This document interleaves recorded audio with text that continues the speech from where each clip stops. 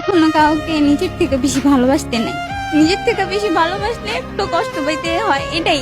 কষ্টটা কোথা থেকে পেয়েছেন? প্রিয় মানুষের কাছ থেকে। প্রিয় মানুষের কাছ থেকে কষ্ট পেয়েছেন কতদিন আগে?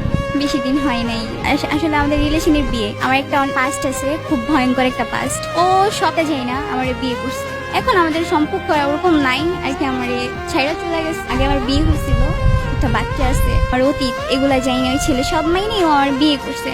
এখন ওর ফ্যামিলির কারণে নাকি আমার ছেড়ে চলে যেতেছে। ও আমার সাথে 2 বছরের সম্পর্ক, আমাদের 9 মাস হয়েছে বিয়ে হয়েছে। ওরে পাওয়ার জন্য আমি অনেক কিছু করছি, আগে আমার করার প্রয়োজন। ও আমারে ভুল বুঝছে, যে ওরে আমি যে কারণে ভুল বুঝুক না কেন, ও ছেড়ে চলে গেছে। এখন ওর একটাই কথা, আমার ফ্যামিলি মানবে না। তো এটা তো ওর আগে জানা উচিত ছিল আমার জীবনে। আমি ওরে, ও যখন আমার জীবনে আসে ওরে আমি বলছি সমাজ এটা মানবে না, এটা কখন কেউই মানবে না। তখন বলছে দরকার হলে সমাজের বাইরে চলে যাব।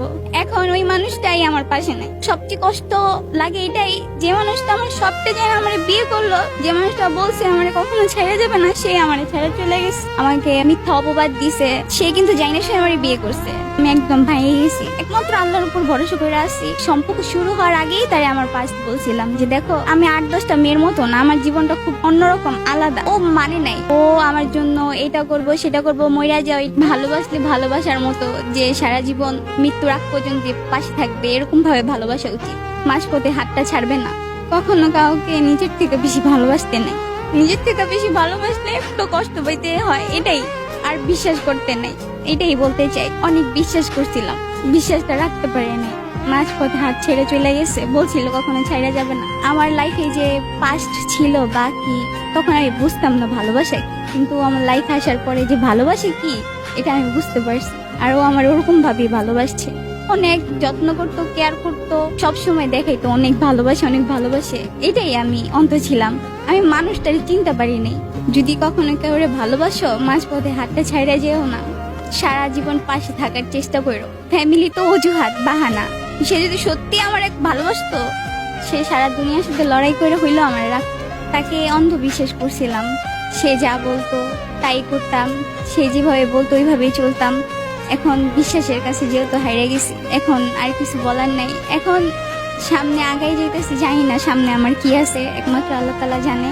আল্লাহর উপর ভরসা রাখছি। প্রিয় মানুষটার প্রতি কোনো অভিমান আছে?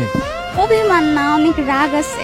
যদি ছাইরা যাওয়ার হইতো, এত ভালোবাসা দিল কেন, আর এত ভালোবাসলো কেন? আগেই চলে যেত, বিয়ের আগেই চলে যেত। ভালোবাসার মানুষটাকে কি কখনো ভোলা সম্ভব? না, আমরা যে বলি ভালোবাসার মানুষটা ভুলা যাব, আসলে আমরা ভুলে যেতে পারি না। এই যে আজকে আমরা এত সুন্দর একটা জায়গায় আসছি, সবচেয়ে বেশি কিন্তু তারই মিস করতেছি।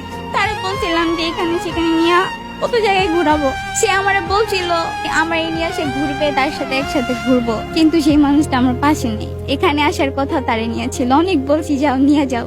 তাকে ছাড়া কি জীবনটা নতুন করে সাজানো সম্ভব? না, আমার জীবন আর, সবাই বলে যে সামনে আগাও, নতুন করে জীবন শুরু করো, কিন্তু কেউ যদি কাউরে সত্যিকারের ভালোবাসে ভাইয়া মন থেকে, সে কখনই পারে না নতুন করে জীবন শুরু করতে। মায়া জিনিসটা খুব খারাপ। মানুষ চলে গেলেও মানা যায়, মানুষের স্মৃতি, মানুষের মায়া, এগুলো ভোলা যায় না।